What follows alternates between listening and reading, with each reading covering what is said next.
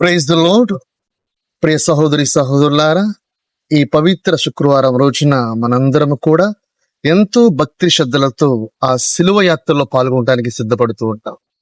మరి ఆ దేవాతి దేవుడు, ఆ దైవ కుమారుడు మనందరి కోసం, మన పాపాల కోసం శిలువను మోస్తూ తన ప్రాణాన్ని అర్పించినటువంటి ఘట్టంలోనికి మనం చేరుకోబోతున్నాం.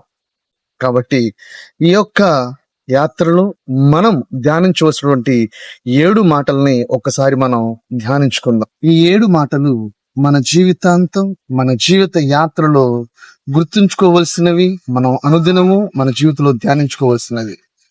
మొదటిది, తండ్రి వీరేమి చేయుచున్నారు వీరెరుగరు కనుక వీరిని క్షమింపుడు అని పలికున్నారు. రెండవ మాట, నేడు నీవు నాతో కూడా పరలోకములో ఉందువు అని నీతో నిశ్చయముగా చెప్పుచున్నాను. మూడవ మాట, అమ్మా ఇదిగో నీ కుమారుడు అని తల్లితో చెప్పాను. తరువాత శిష్యునితో ఇదిగో నీ తల్లి అని చెప్పాను. నాలుగవ మాట, ఏలి ఏలి లామా సబక్తా అని యేసు బిగ్గరగా కేక వేశాను. అనగా నా దేవా నన్నేల చేయి విడిచితివి అని పలికెను. ఐదవ మాట, లేఖనము నెరవేరినట్లుగా నేను దప్పిక గొనుచున్నాను అని పలికెను.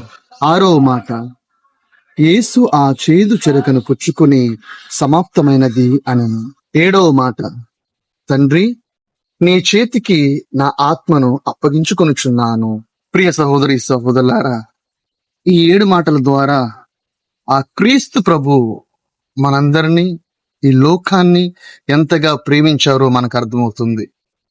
మన పాపాలు ఆయనకు శాపాలుగా మారి ఈ పవిత్ర శుక్రవార దినాన ఆయన మనందరి కోసం ఆ కలువరిలో మరణించారు.